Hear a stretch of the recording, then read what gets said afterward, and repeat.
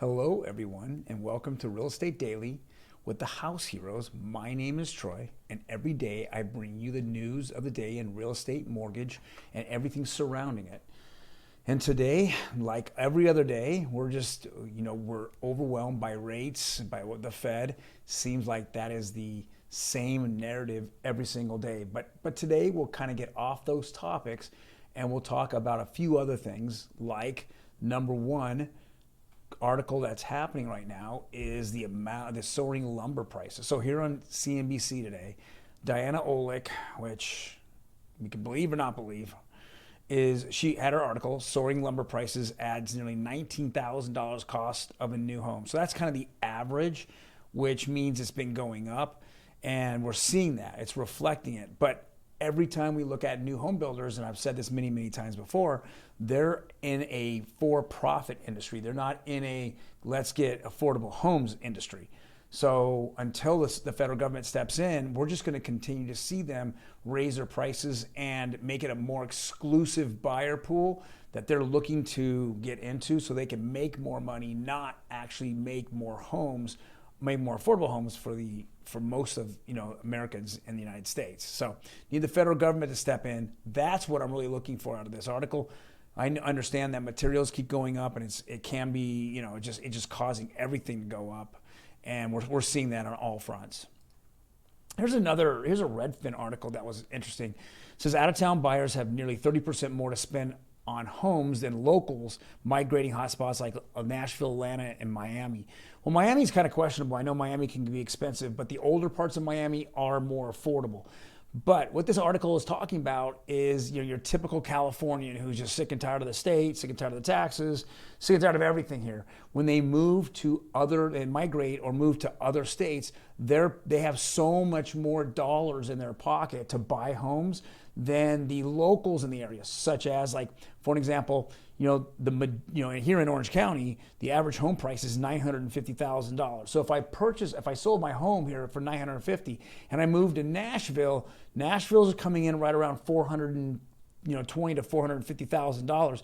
I literally can just buy the house, or most people who have that kind of cash can buy the house. Even if they had a mortgage on half their house, you still can buy a house in Nashville just straight out, or even in Atlanta and in certain areas of Atlanta, and definitely in the older areas of Miami.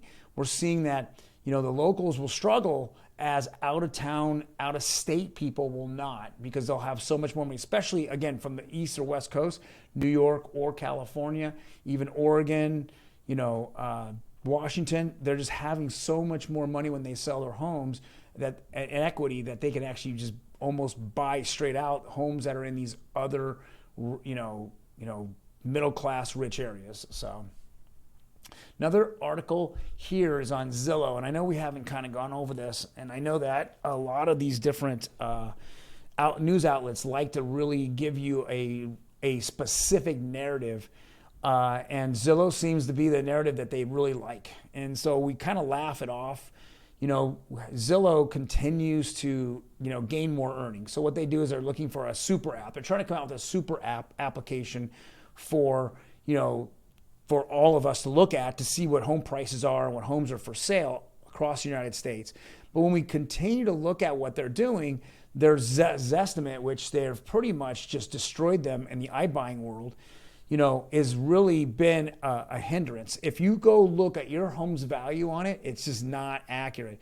And of course, as they continue to get more revenue, well, they're still losing money. It's just a big loser. Zillow is a loser, but on a lot of different media outlets, they keep saying, "Well, it's just Zillow stock soar on strong results." Short, I'm shorting it. If I wanted to go into Zillow stock, there's no question I'm shorting it. They just haven't been profitable.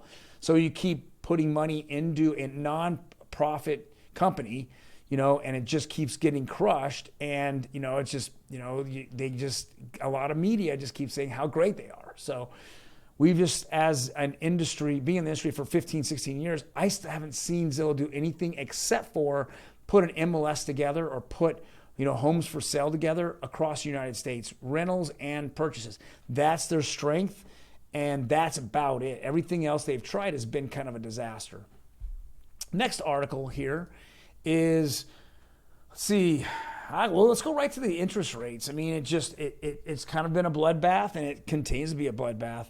Now we're looking at 30-year conforming, which are conventional rates, nationwide are at 4.15%. FHA conventional is at 4.18. Both of them have gone up. I know that here in Southern California, you can just get in the high threes. It's still, almost 100 basis point higher than a year ago. So we're still seeing this go up and up and up.